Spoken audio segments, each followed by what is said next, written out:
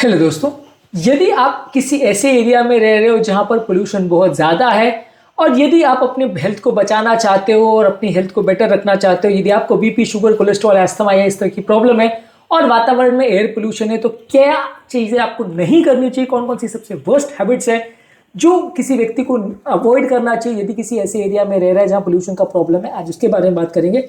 आज का टॉपिक है worst foods and habits for patients in polluted areas. Topic पर जाने से पहले जो लोग हमारे चैनल पर नए हैं उन्हें रिक्वेस्ट करूंगा कि चैनल को सब्सक्राइब करें। हमारे चैनल का पर्पस है हेल्थ एजुकेशन के द्वारा लोगों को हेल्दी बनाना। सही एजुकेशन का मतलब है बेटर डिसीजंस और बेटर हेल्थ। जितना ज़्यादा आप एजुकेटेड होंगे उतना आप अपनी हेल्थ को बेटर बना पाएंगे। टॉपिक यदि आपको यूजफुल लगे तो फ्रेंड्स फैमिली के साथ शेयर भी करिए, क्योंकि किसी की जिंदगी बचाने और बदलने में उपयोगी हो सकता है। टॉपिक के दौरान कुछ इंटरेस्टिंग साइंटिफिक फैक्ट्स, कुछ प्रैक्टिकल यूटिलिटी की बातें, कुछ साइंटिफिक स्टडीज और हमारा ओपिनियन और वर्डिक्ट भी आपको बताऊंगा, इसलिए बने रहिए हमारे साथ एंड तक। चलिए शुरू करते हैं हमारे साथ ये हेल्थ का सफर।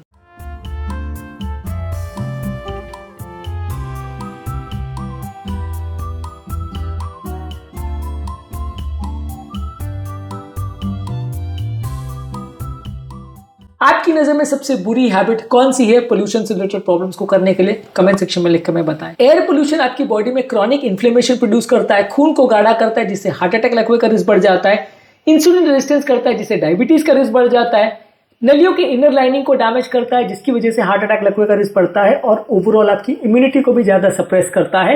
तो ये कई तरह से आपकी हेल्थ को नुकसान पहुंचा सकता है। तो यदि आपको ऐसे एरिया में रहने का प्रॉब्लम हो रहा है जहां पे एयर पोल्यूशन है, तो कौन कौन से खाद्य पदार्थ आपको नहीं खाने चाहिए? जो बॉडी में इन्फ्लेमेशन करने वाले खाद्य पदार्थ है, जैसे मैदे की बनी हुई चीजें, पकौड़े, समोसे, French fries, burger, pizza, street food, bakery वाले पफ्स, ये सारी चीजें आपको अवॉइड करना चाहिए। बेकरी का खाना नहीं खाना चाहिए। ज्यादातर हर तरह का रेस्टोरेंट फूड भी आपको अवॉइड करना चाहिए। ये हार्ट अटैक के, लकवे के और अस्थमा के रिस्क को कई गुना ज्यादा बढ़ा देते हैं, खासकर ऐसे एनवायरमेंट में आप जहाँ रह रहे हैं वहाँ पर पोल्यूशन ऑलरेडी है। तो ये फूड प्रोडक्ट्स, खासकर स्ट्रीट फूड, रेस्टोरेंट फूड और बेकरी के प्रोडक्ट्स को आपको पूरी तरह से अवॉइड करना चाहिए। क्या ये सारे वैसे फूड प्रोडक्ट्स हैं जो आपको वैसे भी अवॉइड करने चाहिए, पर अगर पोल्यूटेड एनवायरमेंट में रह रहे हैं तो इनका इफेक्ट और ज्यादा बढ़ जाता है और इससे आपको और ज्यादा नुकसान होगा। मीठी चीजें और मीठे फूड प्रोडक्ट्स और ड्रिंक्स आपको अवॉइड करना चाहिए। इस मामले में सॉफ्ट ड्रिंक्स, केक्स, बिस्किट्स, मिठाई, jalebi, ice cream, flavour T, flavour coffee, ये सारी चीजें आपको अवॉइड करनी चाहिए। ये डायबिटीज, फैटी लिवर और बॉडी के और लंग्स के इन्फ्लेमेशन को बढ़ाती है। तो ये मीठी पेय पदार्थ आपको बिल्कुल अवॉइड करना चाहिए। ज्यादातर हर चीज जिसमें शुगर है वो बॉडी के इन्फ्लेमेशन को बढ़ाता है और कई तरह से आपकी हेल्थ को नुकसान पहुंचाता है, तो उसको आपको अवॉइड करना चाहिए। मैदे की बनी हुई चीजें आपको पूरी तरह से अवॉइड करनी चाहिए। इस मामले में ब्रेड है, मैदे की रोटी है, नूडल्स है, पास्ता है। इसके अलावा रिफाइंड चावल से बने हुए इडली है या रिफाइंड चावल से बने हुए दूसरे फूड प्रोडक्ट्स है। इसके अलावा कॉर्नफ्लेक्स है। ये सारी चीजें आपकी पोल्यूशन रिलेटेड इंसुलिन रेजिस्टेंस को बिगाड़ते हैं। पोल्यूशन से भी बॉडी में इन्फ्लेमेशन और इंसुलिन रेजिस्टेंस बढ़ता है। मैदे वाली चीजें खाने से भी इंसुलिन रेजिस्टेंस बिगड़ता है, डायबिटीज का कंट्रोल बिगड़ता है, तो ये आपके लिए अच्छे नहीं है। प्रोसेस और रेड मीट को आपको अवॉइड करना चाहिए। इस मामले में सॉसेज, सलामी, बेकन, रेड मीट और तंदूरी या ग्रिल किए हुए मीट को आपको अवॉइड करना चाहिए। ये आपकी बॉडी में और लंग्स में इन्फ्लेमेशन करता है, जो कि आपकी हेल्थ के लिए अच्छे नहीं है। अल्कोहल को आपको अवॉइड करना चाहिए, हर तरीके का, चाहे वो बियर हो, अल्कोहल हो, विस्की हो, वाइन हो, सबको आपको अवॉइड करना चाहिए। आपके लिवर में, हार्ट में और इम्यून सिस्टम को डैमेज करता है, जिससे कि पोल्यूशन रिलेटेड प्रॉब्लम्स और ज़्यादा बढ़ेगी। स्मोकिंग को भी आपको अवॉइड करना चाहिए। ये सारी चीज़ें ओवरऑल ज़्यादा नुकसानदायक है यदि आप पोल्यूटेड एनवायरनमेंट में रहे, क्योंकि आपकी बॉडी ऑलरेडी टैक्स्ड है, ऑलरेडी परेशान है। और वैसे केस में अगर आप खाने पीने का ध्यान नहीं रखोगे या पोल्यूशन से खुद को नहीं बचाओगे तो हेल्थ के बिगड़ने का चांस बढ़ जाता है। पोल्यूटेड एनवायरनमेंट में सबसे बुरी हैबिट्स कौन सी हैं?